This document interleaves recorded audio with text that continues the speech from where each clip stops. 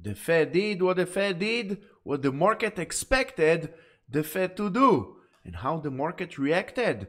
Hey there, Tamir from Fibonacci-Traders.com. You read the daily market recap. Like, subscribe, and let's see the charts.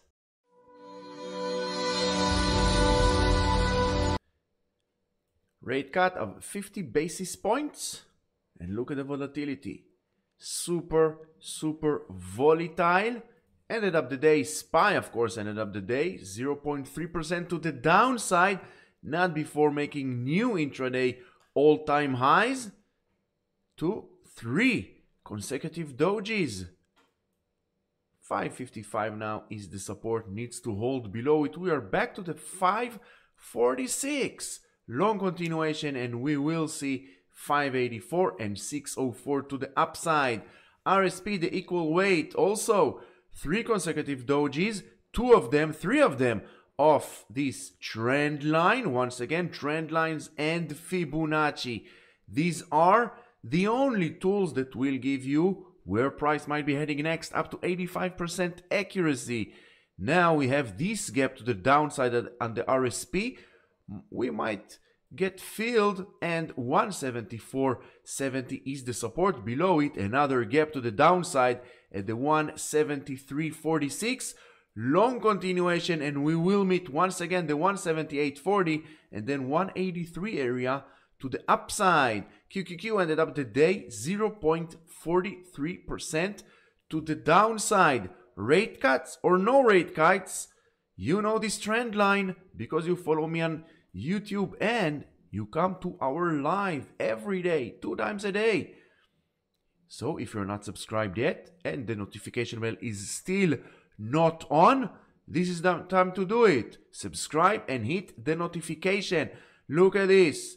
Price action follows trend lines and Fibonacci. This area, the 472, 473 area, together with this trend line, once again proves itself as a major resistance. Failing to break above it another day or two, and the QQQ bulls will give up, and we will see downside 463 and then 454. Dow Jones 0.26% to the downside, 3 consecutive dojis, which means no decision. There is a major conflict between bulls and bears. We made a new all-time high intraday, but 3 consecutive dojis might signal a pullback. First, we have this gap over here at the 411.17, and we know that more than 90% of all gaps will get filled, and it's not a matter of if, it's a matter of when. And the sooner this gap will get filled, the better for the bulls. Below it, we will see once again 407, long continuation, and 430.81 is the next resistance. IWM ended up the day on the 0.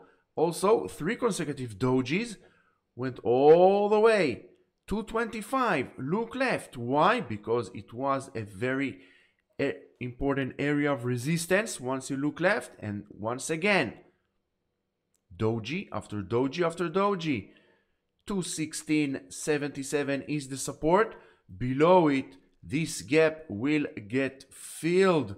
MAGS, the Magnificent 7 ETF, the upper border of the yellow zone, once again proves itself as a major area of resistance. In this case, resistance 45.60. Look left, trade right. From support, broke to the downside, and since August 1st, resistance and resistance in the past 4 trading days, 4 consecutive dojis. Now the 44.90 needs to hold the support. Below it, 42.90, long continuation above the 45.60 towards this gap at the 46.60. SOXX, the semiconductors ETF, 1% to the downside. And once again, I know I sound like a broken record, but this is technical analysis. It should be super boring and super easy on the eye to make decisions. Analysis, too much analysis, will give you paralysis. Trend lines and Fibonacci, this is everything, and this is all you need on your chart. You know this trend line. Once again, trend line, Fibonacci, resistance, price follows trend lines and Fibonacci. You don't need all these lagging indicators. They will not give you nothing. 221.30, resistance, trend line, resistance, 208.80 is the support. Natural gas keeps going sideways in the past few days, but we are above the 217. This double bottom scenario is still in play. Long continuation above the 226, and we will see 238, and above it we are heading north, 253 and 271. KRE ended up the day green, 0.44. Now this area, the 56.78, support, support, once again support. But with these two kind of dojis, the 56.78 needs to hold the support, otherwise back to the 55.23, and we have this long tail to the upside. Once you see these kind of tails, you need to consider them as gaps. Once you see these kind of tails, you need to prepare that 85% chance that this tail will get filled. Maybe the next 1 or 2 trading days, this tail will get filled. Apple ended up the day with 1.8% to the upside, and gaps are getting filled. This gap just got filled, but Apple failed to close above the upper border of the yellow zone. Now we can take Fibonacci in the past 21 trading days, and you will see that the yellow zone is the most important area of support and resistance. Apple failed to close inside the yellow zone, the 221 area, once again resistance. Now Apple have a gap to the downside, which is not a good sign for now, even though we are bullish on 3 out of 4 time frames according to the FTI. In my opinion, no long for now on Apple. Microsoft went down 1% to the downside. 427.30 now is the support. Below it 421. Long continuation above 441.85 towards 453. NVDA ended up the day almost 2% to the downside. But look left. One candle does not change the overall sentiment. And as you can see in the past 5-6 trading days, NVIDIA is stuck inside the yellow zone. A very tight price section between the 119.68 and the 113 area. Breaking to the downside, and NVIDIA will go and retest this trend line. Let me know in the comments below where NVIDIA is heading.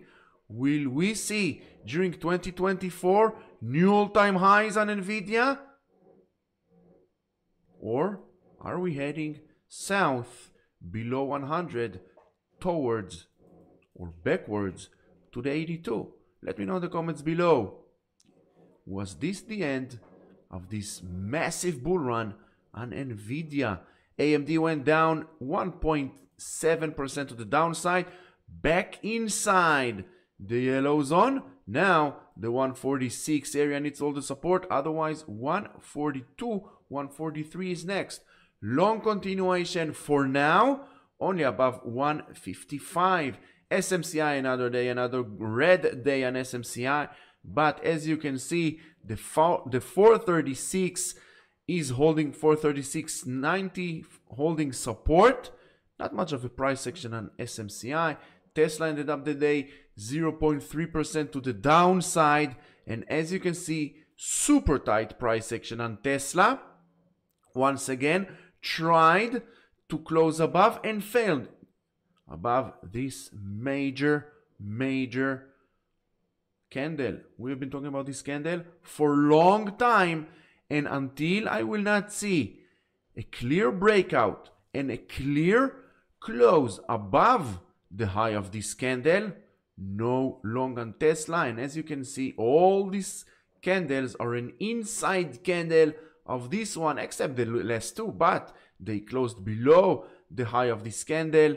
Now 223 is the support, 219, and then 215 to the downside. Netflix just got broken to the downside, 2.3%. Now we are back inside the yellow zone. 686 needs to hold support, otherwise back to the 680.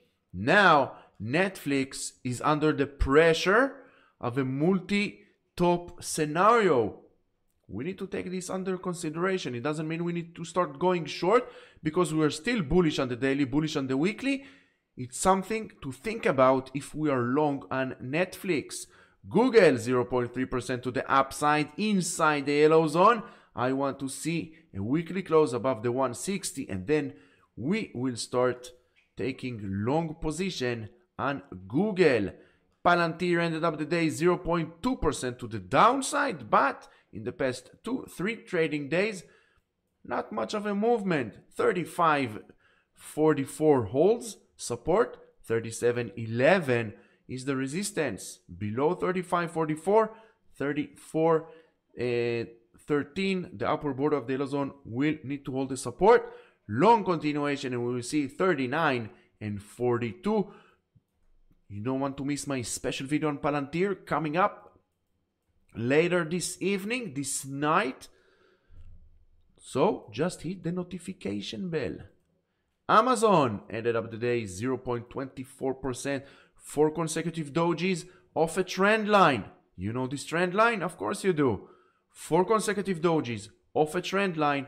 It's a major signal for what might come, a trend reversal. First, 185 on Amazon needs to hold the support. Below it, 182. For now, I don't see any new entry for long on Amazon. If you're already holding long on Amazon, just manage your risk. Take care of the downside. If you're not long yet, I don't see any convenient entry point for now. Meta ended up the day 0.3% to the upside, 2 consecutive dojis. 432.75 needs to hold the support. Long continuation above the 544, and we will meet all this future resistance.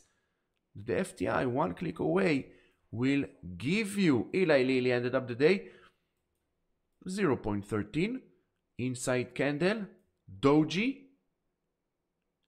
893 is the next support. No long for now on Eli Lilly. Downtrend until proven otherwise.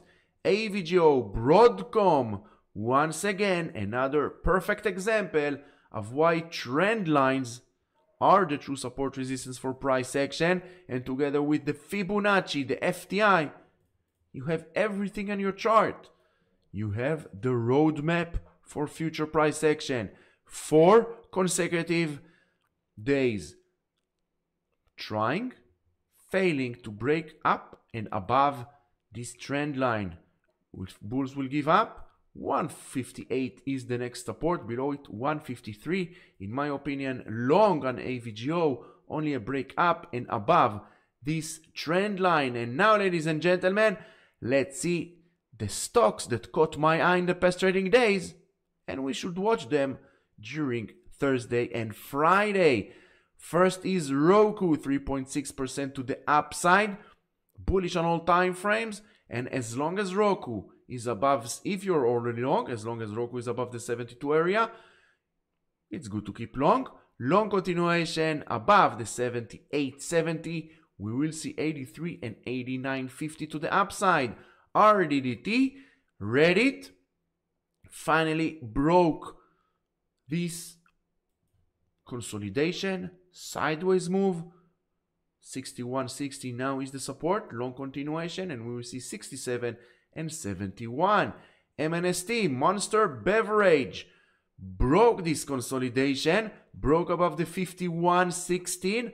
Look left, trade right, 51.16 from support.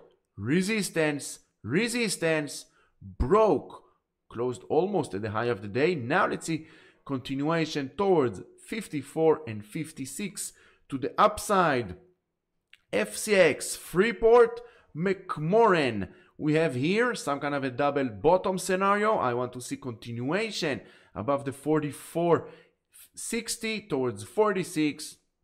Above 46, look left. You have a gap over here. 85% chance it will get filled, and then continuation towards 50 and 52.70. Thank you very much for watching this video. I do hope you find it helpful, educational. If so, like, subscribe. Let me know in the comments below what do you think.